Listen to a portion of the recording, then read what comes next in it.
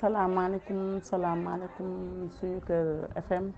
maa ngi nuyu suñu fidèle auditeurs yeeg auditrices yi nga xamante ni nii ñoo baaxoo di ànd ak ñun ci waxtu wi chaque dimanche di suivre suñu émission les ados en chœur à tout cœur ouvert ki leen koy présenté mooy seen sister Rima La Rose di ci dalal ay ndaanaan tey waaw ay ndaanaan dëgg sax ku mel ni Amadou Sow Michel Damien Diouf Maguette Dia Maguette Camara ñoom laa dalal sama invité yooyu ñu bëgg a waxtaane tey homosexualité bi nga xamante ni nii moo nekk ci dëkk bi lëmbe ko waaw lëmbe ko lool muy mag muy ndaw ñëpp di ci dugg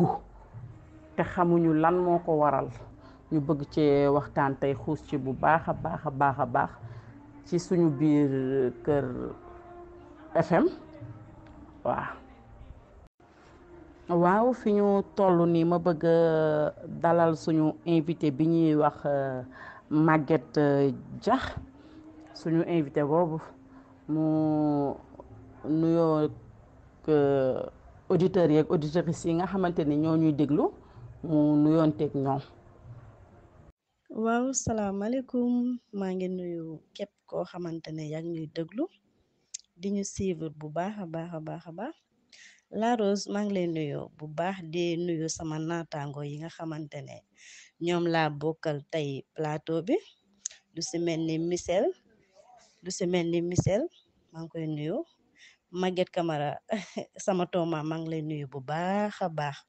maa ngi nuyu man la Maguette Dia maa ngi nuyu képp ku nekk ci kër gi di ñu suivre. waaw di nuyu waa kër gi suñu rajo bi nga xamante ne mooy suñu kër FM maa ngi leen di nuyu di leen ziar bu baax a baax nee naa la lépp fii la nag fii lay xewee ñu fii lay xewee fii la lépp di xewee maa ngi leen di nuyu di leen ziar fi nga xamante ne mooy suñu kër FM di leen bége bu baax a baax nag. waaw kooku moo doonoon Maguette Dia léegi may jàll ci sama beneen invité bi ñuy wax Michel Damien Diouf Michel nuyoon teel ak suñu auditeurs et auditrices yi nga xamante ni ñoom lañ nar a jàkkaar lool. salaamaaleykum maa ngi bëgg ñëpp ñu nekk ci kër gi ak ñi ma bokkal ligne bi suñu kër gi FM les ados à cœur ouvert Maguette La Rose di siyaar ñëpp di delloo ku ne wàcc waayam xam nga di ñaan nag yàlla def jàmm quoi sincèrement je suis ému, je suis trop content. waaw Michel Damien Diouf kontaan nañu ñoo ngi lay delloo ziar bu baax a baax ma war a ñëw dalalaat sama beneen invité bi ñuy wax Amadou Sow mu présenté wu moom tamit ñu soog a jàll ci suñu débat wu tey. waaw salaamaaleykum maa ngi nuyu di siyaar auditeurs yeeg auditrices yëpp yu nekk suñu kër FM waaw di siyaar sama bro boobu di Michel maa ngi lay siyaar bu baax a baax ak ñeneen ñu ma bokkal émission bi ak surtout Marie donc La Rose ñu ngi lay siyaar bu baax a baax di kontaan trop ci initiative bi man nag di ngeen ma xaw a jégal tuuti parce que dinaa xaw a am retard tuuti di dugg ci ligne bi parce que malheureusement heure bi daf ma fekk ci yoon donc voilà quoi léegi mais dinaa def tout pour di ci ñëw donc voilà quoi ngeen comprendre rek noonu mais bon c'est une très bonne initiative et puis voilà maa ngi leen di siyaar yi ñëpp jaajëf à tout à l'heure. waaw ñoo ngi lay delloo ziar yow tamit Amadou Sow ñoo ngi lay ziar bu baax yow tamit merci kontaan nañ bu baax a baax léegi nag ñu fas yéene dugg ci suñu émission commencé ko. waaw may ñëwaat ci sama invité bi di Maguette Dia ma di la laaj lan mooy cause homosexualité bi ci dëkk bi nga xamante ne fi ñu toll nii mag ñaa ngi ciy dugg xale yaa ngi ciy dugg di genre doo comprendre fi ñu toll nii dafa mel ni dëkk bi daal dañ ko jël. waaw jërëjëf Marie La Rose maa ngi rafetlu si question bi ma posé maa ngi si rafetlu bu baax a baax man la Maguette Dia parce que Marie La Rose jamono ji dafa toll foo xamante ne doy na waar yéem na àdduna war nga këpp yéem na ñëpp dafa dem ba léegi xale yi góor yi mag ñi man li ma gën a metti sax âge de 12 ans 13 ans jëm kaw parce que dañ ko def léegi modd lañ ko def ba léegi parce que jamono bu njëkk da nga daan am lu la metti nga dem si sëriñ yi sa doom nga gis ne carrément mu ngi def naka sudul noonu nga dem si sëriñ yi pour ñu ñaanal la mais léegi bu ñu demee ba yàlla na may ñëpp baal nag ci kàddu yi parce que bu ñu demee ba nga xamante ne ginnaaw sëriñ yi ñu yaakaaroon pour ñu ñaanal suñuy doom ngeen baal ma ci kàddu gi mooy ñi nga xamante ne ñoo yor daara yi parce que liñ siy dégg léegi dafa bari ñi nga xamante ne ñooy jàngal xale yi liñ ciy dégg léegi bari na ub na suñuy nopp ndax sëriñu daara bii nii violé na ay élève am ci yoo xamante ne ay xale yu góor lañ Marie La Rose jamono ji daal toj na man daal ku yabu daal tis sa bopp bu baax a baax a baax a baax a baax a baax waaw Michel Damien Diouf yow dégg nga li Maguette wax ci homosexualité bi actuellement jamono bi ñu toll nii xale yi nga xam ne ñoo nekk ci daara bi ak ñi nga xam ne dañ koo jël def ko genre mode di genre yow dégg nga li Maguette wax yow lan moo ci sa xalaat li Maguette Dia wax noonu yow lan moo ci sa xalaat. waaw Maguette li nga wax c'est intéressant quoi mais nag en parlant d'homosexualité mun naa ne Sénégal ñoo ci yéex a jot quoi dans les pays européens xam nga ñoom ils ont déjà signé le protocole d'accord quoi mais lépp à la base da ngay gis loo xamante ne si ay chromosome la quoi chromosome X Y da ngay gis ay sexe ay kii comment dirais-je autant pour moi yoo xamante ne c'est dominant ay sexe yoo xamante ne c'est dominant sexe faible quoi sexe bi nag bu dominant wee sexe faible dañuy dagg parce que foog ñu xam loolu quoi ñun fii nii lépp ça dépend ci nit ki di nga dëkk ak nit koo xamante ne tey yàgg ngeen quoi ngeen dëkk 6 mois 1 an après da ngeen benn mois boo xamante ne da ngay am vie sam day gis jigéen boo xamante ne musul nekk lesbienne mais day dëkk ak benn jigéen boo xamante ne bu yàggee après day am faiblesse am li ngi ci dugal du xam quoi muy góor la même chose léegi nag échange bi c'est un lobby pharmaceutique boo xamante ne c'est eux qui ont dominé le monde léegi on va essayer de voir comment faire pour gagner mais ça ne sera pas si facile parce que ñoom ñoo dominé te ñoom ñooy signé seen protocole d'accord yi dans tous les pays. waaw Michel Damien dégg nañ li nga wax waaw Amadou Sow yow dégg nga li Michel Damien Diouf wax parce que cause yi aussi yaakaaru leen ne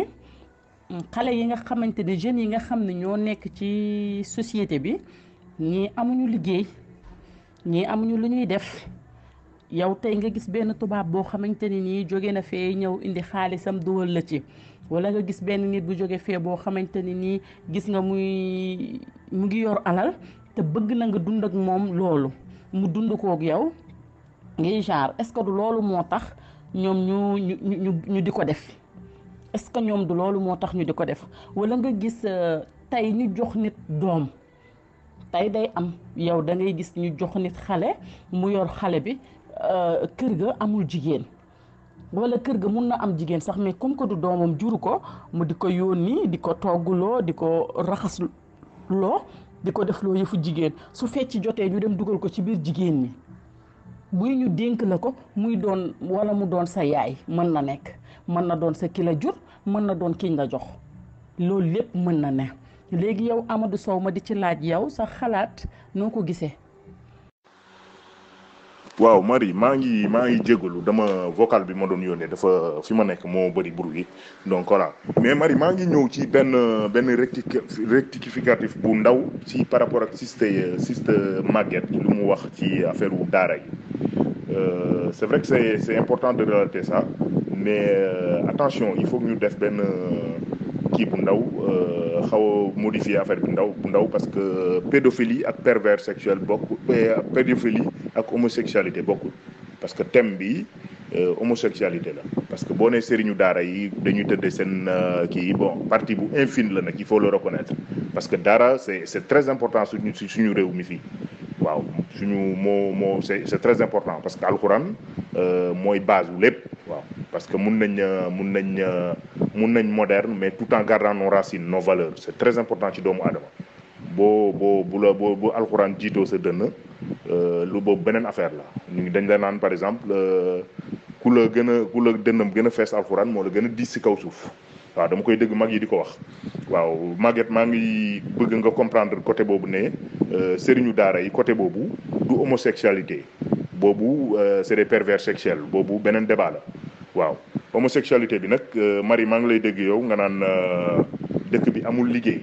non man je l'accepte pas sur ce point là parce que nit ñi léegi dañuy focaliser wu sur nos politiques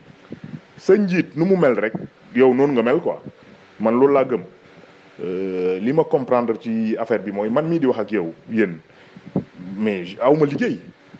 mais liggéey da nga koy créer damay yeewu le matin du ma toog damay julli fajar ba yeewu ñaan suñu borom mu may ma sutura àdduna gala jóg dem uti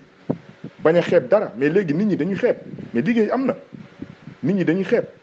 te problème mooy wërsëg ak dee ñoo yem kenn du ci topp di daw li am solo mooy nga doylu c'est-à-dire boo yeewoo tey dem ñafe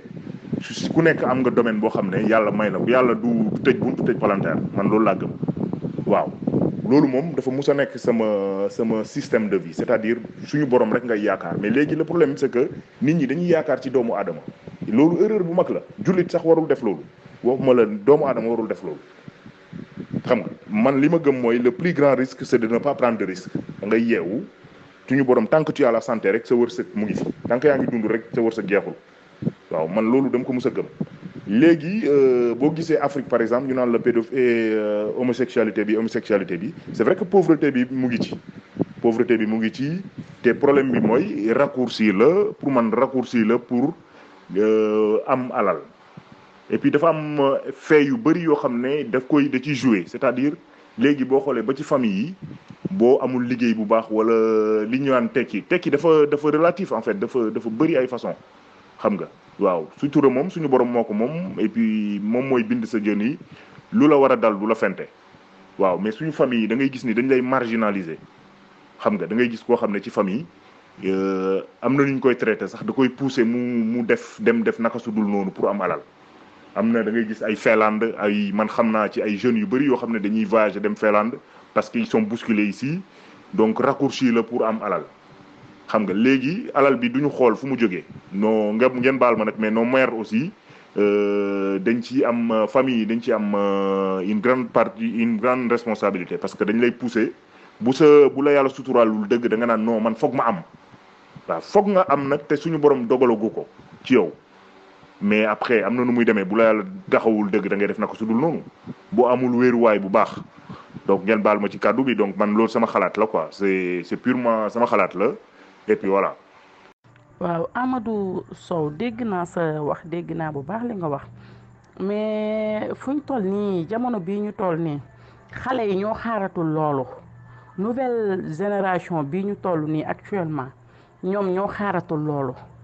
comme li ngay wax nii ñoom ñoo ko xaaratul loolu moo tax benn dëkk bi metti na ñaar ni nga ko waxee nekk ci kër amoo dara dafa metti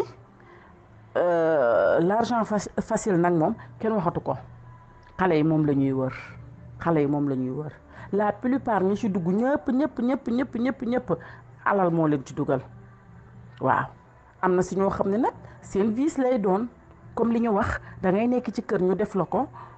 ñoom duñ ci prêter attention mais après ci kanam dañuy xam ne ñoom lii ñuy def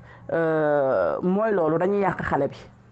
te xale bi day dem ba day jàpp ni loolu mooy àdduna loolu mooy dund yow après loolu ngay jàpp. waaw Marie man damay teel a intervenir balaa ngay dugal keneen parce que je me dis que ni comme ni nga koy waxee argent facile moom alal moom boo ko bëggee da ngay nangoo sonn da ngay nangoo ñàq waaw loolu mooy dëgg et puis le principal problème ci affaire bi ngi homosexualité bi mooy éducation bi foog ñu retourner à la base en fait parce que éducation dafa am solo boo ko ratee rek raté nga lépp malheureusement léegi mère yu am 35 ans 40 ans seen doom yi en fait éducation bi ngeen baal ma ci kàddu bi dafay des parce que éducation mooy lépp éducation mooy lépp. Donc da ngay gis koo xam ne éducation du question de moyen da ngay jàngal sa doom depuis au bas âge mu am ngor am jom yooyu am fulla ci boppam yooyu boo ko instauré ci sa doom rek nga mu lay gis yow mi yaayam même bu dee dara nekk fa yaa ngi koy jóg di ko ñafe ci di ko ñax di ko indi ci kër gi mais noonu lay màggee loolu c'est très important mais ñun léegi da ngay gis sa doom nga am doom bu jigéen wala doom bu góor yow nga ne boo demee gauche moom mu dem droite nga bëgg moom mu normal mais loolu qu'on se dise la vérité am na loo xam ne du sotti donc voilà li la uuda gisee rek la lay ëwalee man loolu laa comprendre quoi il faut que ñu retourner à la base xam ne loolu c'est très important loolu moom dama bëggoon teel a intervenir balaa ngay dugalaat keneen ci kii bi parce que damay xaw a bouger waat tuuti mais je vous reviens inchallah. waa ginnaaw ba ma dégloo seeni kàddu ba pare mën nañu ne homosexualité bi ci dëkk bi pauvreté mën na ko indi manque éducation de base mën na koo indi vice mën na nekk vice ci nit ki mu di ko dund su ma juumul ci li ngeen wax léegi may ñëw ci conséquences yi lan la mën a doon ëllëg Maguette Dia jox naa la kàddu gi nga wax ma conséquences yi lan la mën a jur ëllëg waaw ci xale bi conséquences yi lan la. waaw conséquences yi mu mën a jur ëllëg bari na parce que luy yàq société bi la loo xamante ne l'islam bëggu ko kenn bëggu ko dafa yàq société bi daal parce que buñ ne éducation de base mu ngi commencé ci parents de xale yi mu ngi commencé ci kër gi mu ngi commencé ci mbedd bi parce que jamono ji dafa nekk foo loo xamante ne nii homosexuel dafa bëri te ay xale yu ndaw comme ni ma ko waxee woon rek ci ay xale yu ndaw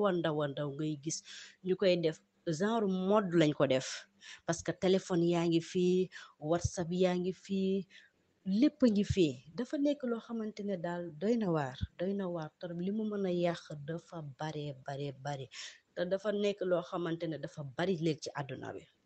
muy côté financement comme ni nga waxee affaire de pauvre parce que ñi doon gore ñu ngi gore ba léegi ñi di am ngor ñu ngi am ngor ba léegi mais xale yi léegi yi ni dañuy demee seen xelu bopp kase la ñuy demee loolu tamit li mën a yàq ëllëg dafa bari torop. waaw kon daal Maguette Dia su ma la dégloo mooy que ni xale yi comme li ma wax sànq rek alalu àdduna da leen ci dugal ñenn ñi manque d'éducation da leen ciy dugal ñenn ñi vice lay doon ci ñoom du genre ok waa léegi Michel Damier Diouf yow ñoo ngi lay laaj sa xalaat conséquences yi lan la mun a doon ëllëg. waaw li ñu wax c'est intéressant quoi te n'oublions pas tamit xam nga ni ñu ngi wax ci homosexualité quoi mais en parlant de góor ak góor yi nga xamante ne daf naka suru noonu quoi li mu mën a yàq bëri na quoi parce que dañu dem benn monde boo xamante ne nous sommes au 21e siècle te li mu mën a yàq mooy lan mooy instant bii nii toll nañ ci benn monde boo xamante ne kenn mënatul téye kenn ci lan parce que influence dafa bëri monde bi léegi ñi ko jiite ñoom ñoo ñu dominer ba moo tax instant bii nii ku la ëpp pouvoir dala koy woon parce que monde bi toll na foo xamante ne tey kenn du wax kenn téema la kenn du wax kenn defar ma quoi parce que bu ñu ñëwee ci 21e siècle bi internet mu dominé parce que léegi lu ne ngay gis parce que am na ñoo xamante ne c'est pas à leur guise li ñuy gis ci internet wala li ñuy gis ci réseaux sociaux yi dañuy bëgg a c'est que juste dañuy bëgg a comment xam nga naa ko mën a expliquer quoi dañuy bëgg a fooyee léegi ci fooyee boobu noonu day dem ba dara di dominer dominante boobu noonu nag day dem ba doon loo xamante ne day produire mooy doon loo xamante ne day nekk bureau de production boo xamante ne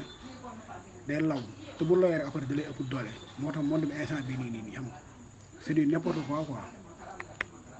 waaw Michel Damier Diouf déglu naa say kàddu rafetlu naa ko bu baax a baax may jox Amadou Sow mu wax ñu conséquences yi lan la mun a jur suba ci xale yi ak ndaw ñi nga xamante ne ni tey ñoo ci toll ak ñi nga xamante ni ñëwaguñu ñu du leen séentu ñu war a mun a doon dara ci dëkk bi war a mun a defar dara ci dëkk bi ëllëg. waaw damay ñëw ci merci beaucoup Césarima damay ñëw ci contribution wu Abdoul donc xam naa ni ku maîtriser kii wu rajo la parce que effectivement il a raison ni ñu ko doon defee noonu parce que des fois man je reste à mes fins en fait parce que des fois damay am envie duggaat mais day fekk nga jox parole bi keneen wax na dëgg damay bëgg di contribuer waat am benn affaire bu ma ci dolliwaat donc comme émission bu jàll rajo la attiré na sama attention ci côté boobu mais dinañ xam ne comme émission bi turu émission bi ay nit ñuy wax seen xalaat la donc voilà nañ ko jàppee noonu mais conséquences yi moom la Rose conséquences yi moom baaxul honnêtement mais li ñuy wax solution bi mooy éducation de base bi ñu dellu ci éducation de base bi xam ne ñun dañu am suñuy valeur Sénégal dafa am nu muy baaxoo dëkk boo dem dëkk yëpp a métti Rima parce que damay gis ngay wax ci say question souvent dëkk bi dafa métti mais dëkk yëpp a métti foo dem dafa métti xam nga li am solo mooy nga garder sa dignité gëm sa bopp ñafe xam ne comme li ma ko waxee woon sànq ñafe xam ne lu dul sa wërsëg doo ko lekk donc gëm ni alal bu lew te barkeel dafa am solo waaw dafa am solo quoi parce que chaque jour sa téléphone nga gis boo xoolee sa répertoire ci statut yi nga gis RIP fenn obligatoirement man de chaque jour bu ma xoolee sama répertoire damay gis RIP kenn ci foofu donc loolu jar na sóoraale parce que kenn xamul kañ la ak fan la kon na rafet waaw na rafet parents yi gën a ñaaxaat seen doom yi waaw mu def ci ñoom valeur def ci ñoom dignité xam nga def ci ñoom jom parce que yooyu dignité boo ko amee am na yu bëri daf lay jomm waaw am na yoo xam ne liñ naan wéet gore wéetali ko gore c'est très important waaw te ñu xam ne c'est possible parce que nit dafa am loo jommal sa bopp waaw bu nañ parents yi dellu si waat pour man honnêtement sama xalaat lay wax quoi pour man dañ ko war a delloo ci éducation de base bi parce que mooy lépp waaw nit bu sa fondation dëgëree rek mun nga teg ay étages yu bëri ci kawam du yëggatu waaw man loolu laa gëm c'est ma vision des choses quoi merci beaucoup. waaw waxtu wi ñu joxoon daanaka jeex na fi ñu toll nii ñoo ngi ci fin émission bi léegi yow Maguette Dia dégg nga Amadou Sow li mu wax rafetlu nañ ko bu baax léegi yow lan mooy sax xalaat ci homosexualité bi nga xam ni moom la ñuy waxtaane nii nga xamante ni actuellement moo lëmbee dëkk bi lan mooy solution yow lan moo ci sa solution ci homosexualité boobu nga xamante ni moo nekk ci dëkk bi actuellement di wër ci biir xale yi waaw yow lan nga ci gis. waaw dëgg la comme ni ko Amadou Sow waxee rek parce que jamono ji toll na foo xamante ne daal nañu fàttale ko démb xam ne ñun dañoo bokk société bu baax Sénégal lañu bokk te ay kilifa diine ngi fi ay kilifa aada ñu ngi fi dañoo war a gëm suñu bopp ñun ñi nga xamante ne ñooy ndaw réew mi war nañoo gëm suñu bopp te xam ne ñun dañoo am ay valeur war nañoo xam ñun ñooy kan te am loo xamante ne moomuñu ko non moomuñu loolu kon waruñu ko jël sax di ko def suñu bopp wala ñu koy jël di ko def suñuy xel ba mu nar ñu ëpp doole des fois da ngay gis yoo xam ne daf lay yéem ci àdduna non danga naan ndax kii am na yaay wala ndax kii am na papa wala kii ndax bokk na ci famille bu baax affaire yooyu daf lay dem ba yow daf lay jaaxal ci jamonoy tey danga naan ñun nekkatuñu Sénégal parce que da ngay gis ay góor yoo xam ne danga naan ñii ay jigéen lañ wala ay góor lañ mais loolu noonu rek ñu jël ko def ko suñu bopp moomuñu ko nañ xam ne ñun fii Sénégal lañu nekk te ñi fi tëdd dafa bari ci ay kilifa nañu delluwaat ginnaaw te xam ne ñun moomuñu loolu te lim nar a yàq ci àdduna bi dafa bari lëmbe na Sénégal lëmbe na àdduna wërngal këpp doy na waar torop. waa jërëjëf Maguette ñoo ngi lay jaajëfal bu baax a baax a baax li nga indi comme solution may laaj Michel Damien Diouf yow lan mooy sax xalaat ci solution bi nga xamante ni moom laa laaj Maguette lan mooy solution bi yow ma la doon laaj sa xalaat luy solution bi Michel Damien Diouf. bon waaw mooy comme lu ñuy wax rek juste man damay en parlant de solution man damay gis ne de solution bi nekkul suñu gouvernement bi wala état bi quoi parce que man li may souligner souvent man damay gis ne suñu njiitu fi nekk quoi mooy comme juste comme religion bi fii tey quoi mais da nga koy seetlu ci fii comment dire tey Masaalikul Jinaan murit yi tey bu ñu leen waxee ouverture kii bi mais dañuy def affaire bu nice acte bu noble lañ def dangay gis ne Dakar dafa set 8 mais pourquoi pas tey suñu njiit yoo xamante ne tey ñoom ñoo fi taxaw di ñu teewal diine bi religieuse bi ñu teewal ñu toog wax ak gars yi wax ak nit ñi xam nga joxe feu vert lépp luñ ci gis loo xamante ne nekkul naka sudul noonu mais ñu def naka ñu taal dëkk bi wala kuñ jàpp ñu def la loo xamante ne mooy loolu parce que il est temps nag quoi bu dee état bi la ñuy xaar état bi du mos a jóg révolté wu parce que il travaille avec eux kon donc il est temps que suñu état suñuy jiitu religieux yi ñëw ñu wax xeex wax ak nit ñi ñu mun a xam ñu mun ko teg carte sur la table quoi man loolu laa amoon lu ma mën a wax quoi c'est la seule solution waaw à la base quoi c'est la seule solution. waaw Michel Damien Diouf ñoo ngi lay remercier bu baax a baax a baax a baax a baax dégg nañu say kàddu Amadou Sow dégg nga li Michel wax léegi yow aussi lan mooy solution bi ci xale yi li ñuy dund actuellement jël ko muy homosexualité bi léegi yow lan moo ci solution. waaw Rima solution bi en fait man wax naa leen ko sama xalaat mooy éducation de base bi ñu dellu ci c'est pour man loolu mooy c'est la meilleure des solutions waaw beneen aspect bi mooy maa ngi remercier gars yi mu bokkaloon émission bi yëpp waaw di leen gërëm di leen sant et puis di rafetlu initiative bi honnêtement c'est important Rima surtout yow initiative bu nice la honnêtement j'ai pris du plaisir bien vrai que c'était juste une première fois mais yàlla xam na ni échange bi nii neex na ma trop waaw neex na ma trop di déglu avis ñoom Maguette ñoom Michel Abdou donc maa ngi leen di remercier parce que pour man si je gagne pas rek j'apprends waaw maa ngi leen di remercier ci initiative bi nice na trop et puis di ñaaxaat di ñaan réew mi période Covid bu ñu nekk ni ñu génn ci jàmm ak salaam yàlla mën na ko donc ku nekk reprendre sa activité affaire yi gën a dox ñu gën a gëm ni gëstu suñu diine parce que dinañu permettre ñu bañ a nekk nit yoo xam ne dañu nekk sous influence parce que diine dafa am solo bu la yàlla xiiree ci boppam bu la yàlla fàttalikoo boppam defe naa ni doo tal leneen lu dul moom waaw c'est très important waaw di la remercier yow si Rima ci initiative bi et puis voilà parce que gis naa initiative bi nga jël nii c'est très important pour man et puis maa ngi jéggalu ci kàddu yu ñagas yi yëpp Maguette maa ngi lay jéggalu di jéggalu Damien di jéggalu Grand Abdou ak ñëpp ñi ñuy déglu donc voilà maa leen di remercier bu baax a baax et puis voilà quoi bien chose à tout le monde et puis ñu fanaan ak jàmm jaajëf. ñoo ngi rafetlu kàddu yi fi jëpp waxtu wi daf ñoo xoj fuñ toll nii xanaa di leen jox rek ngeen tàggatoog auditeurs yi ak auditrices yi nga xam ne ñoo ñu doon déglu ñu joxanteeg ñoom dig daje ba ci ayu bés yi di ñëwaat incha allahu rabbi ñu tasewaat fi may jox Maguette kàddu gi mu tàggu mbokk yi. waa jërëjëf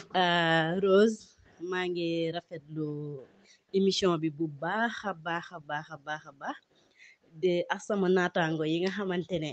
ñoom laa bokkaloon plateau bi du si mel ni Michel Amadou Sow kontaan naa bu baax a baax la Rose yow yi dañ lay ñaanal bu baax émission yi yàlla na doon émission yi nga xam ne moo gën a réussir parce que lii nii ñu def nii rek dafa neex ak moment bi ñu toll préparation tabaski bi bopp yi tëju na xam nga tey ñu génn fii nii lu am solo la man moom mention spéciale kontaan naa bu baax a baax ci kër gi ci rajo bi di leen ñaanal réussite totale foofu lay tàggoo Amadou kontaan naa di la wax tamit amiin ci ñaani Michel yow tamit maa lay tàggu La Rose kontaan naa bu baax a baax a baax a baax yal na fi yàlla def jàmm ñuy doon ñu déglu tamit kontaan nañ ci yéen bu baax a baax yal nañu yàlla defal jàmm ñu fekkee ay at merci beaucoup encore une fois. waaw Maguette Dia ñoo ngi lay jaajëfal yow tamit ñoo ngi lay jaajëfal bu baax di jox Michel Damien Diouf mu tàggatoo ak mbokk yi waaw maa ngi kontaan ci lépp xam nga sunu kër gi FM alors que xam nga di bëggee ñëpp ñi ma bokk ak plateau bi quoi très intéressant xam nga le fait que sax connaissance bi nii xamante bi nii c'est intéressant quoi di ñaanal nag ñëpp yàlla nañu yàlla may yàlla ku nekk li ne sa xol yaa ko xam yàlla na ko yàlla def ubbi xol yi yaatal xol yi waaw xewal yi yaatu saawan baawaan ku nekk li nekk sa xol yaa ko xam yàlla na ko yàlla def Marie La Rose maa ngi kontaan ci émission bi jërëjëf. waaw Michel Damien yow it ñoo ngi lay jaajëfal bu baax a baax ci sa disponibilité bi nga xam ni moom nga am ñu invité la nga ànd seeg ñun ñu nit ñoo ngi lay jaajëfal bu baax waaw kooku Amadou Sow lañ koy wax Amadou Sow ma bëggoon nga tàggatoo ak suñu mbokku auditeurs yi. waaw Sister Rima maa ngi lay remercier surtout waa Sunu Kër FM ci initiative bi et puis dirigé par Sister Rima. Honnêtement ça a été un grand plaisir de faire partie de cette émission et tout ça donc maa ngi leen di remercier yéen ñëpp ak ñi ma sama naataango yi ma bokkaloon émission bi honnêtement débat bu riche la et puis am naa ci jàngat bu bëri donc di remercier tout le monde rek di naan amin